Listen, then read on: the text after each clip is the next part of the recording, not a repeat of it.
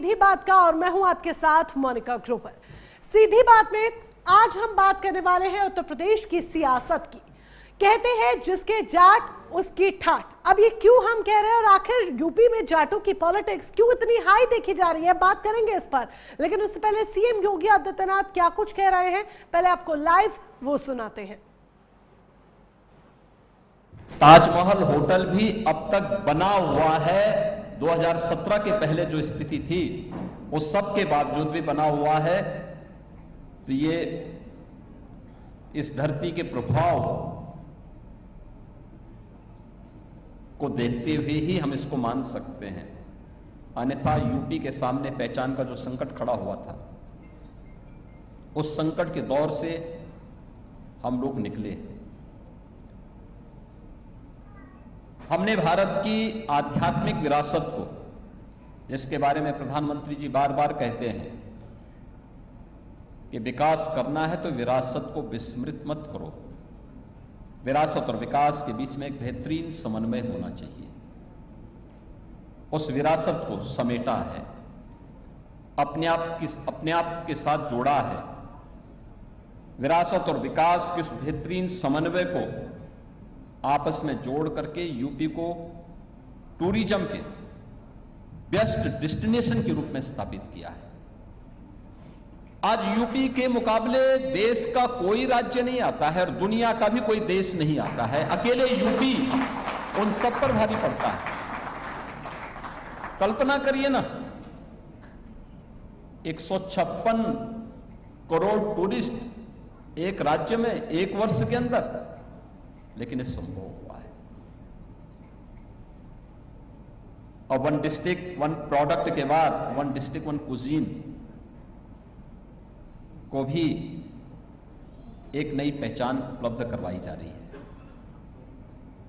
और लखनऊ में होटल ताज पैलेस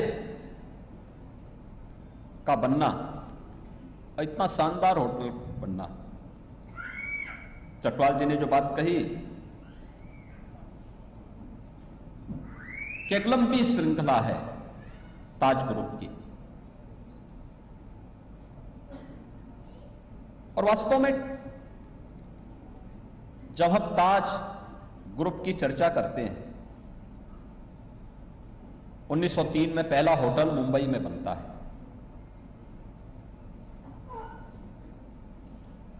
वहां ताजमहल और ताज पैलेस के नाम पे दो होटल बने। इसके उपरांत दिल्ली में बने और तीसरी सिटी है लखनऊ, जहां दोनों होटल एक साथ ताजमहल के नाम पर भी है और ताज पैलेस के नाम पर भी है। लेकिन लखनऊ में जो आपने कुछ और बात कही है, लखनऊ की जो अपनी एक विशेषता है, वो अपनी परंपरा के लिए, अपनी विरासत के लिए, अपनी सांस्कृतिक परंपरा के लिए वो लखनऊ जाना जाता है। और इसीलिए तो आपने देखा होगा कि भी यूनेस्को ने लखनऊ को विशेष रूप से महत्व दिया है। हम लोगों ने यूपी को, जब यूपी की इस पहचान को आगे बढ़ाने के लिए कार्य करना प्रारंभ किया, तो हम लोग इस बात को मानते थे कि यूपी के अंदर जो संभावनाएं हैं, इन संभावनाओं को एक्सप्लोर करने का एक समय है। उसके लिए उस प्रकार का इंफ्रास्ट्रक्चर चाहिए, उस प्रकार से सुरक्षा का एक माहौल भी चाहिए।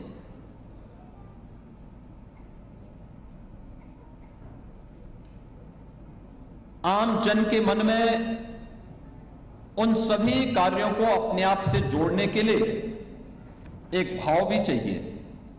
और आपने देखा होगा ये परिवर्तन आज यूपी के अंदर देखने को मिला है।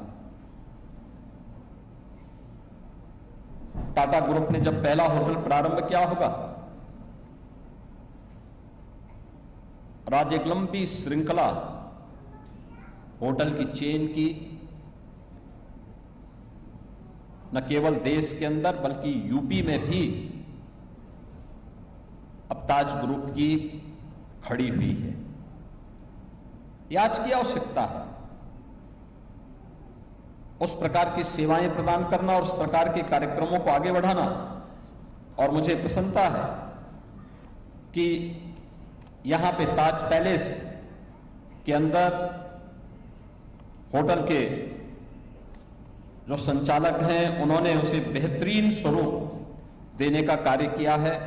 हम लोगों ने पूरे होटल का निरीक्षण किया और मुझे प्रसन्नता है उत्तर प्रदेश की टूरिज्म की पॉलिसी के अंतर्गत जो प्रावधान हम लोगों ने इसके लिए तय किए थे उसमें उन्होंने बेहतरीन व्यवस्था दी है। 181 रूम और सूट्स इस पूरे होटल में उपलब्ध करवाए गए हैं।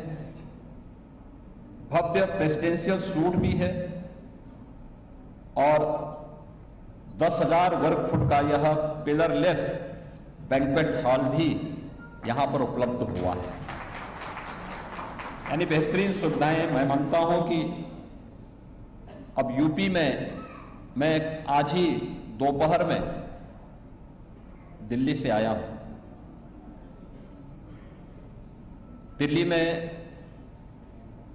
कल और आज यूपी जापान इन्वेस्टमेंट मीट का आयोजन किया था। पहली बार भारत के अंदर कोई राज्य 200 से अधिक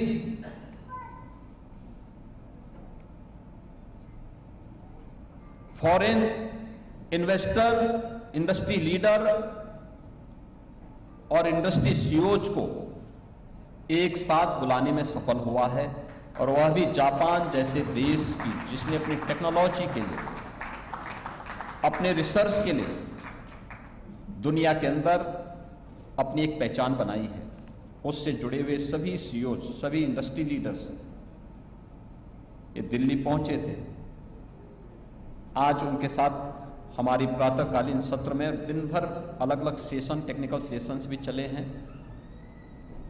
उनके मन में उत्सुकता है और मुझे प्रसन्नता है। तो लखनऊ से सीएम योगी आदित्यनाथ को आप सुन रहे थे। चलिए आगे बढ़ते हैं। शुरुआत सीधी बात की करते हैं जिसमें आज हम बात करने वाले हैं चवन्नी पर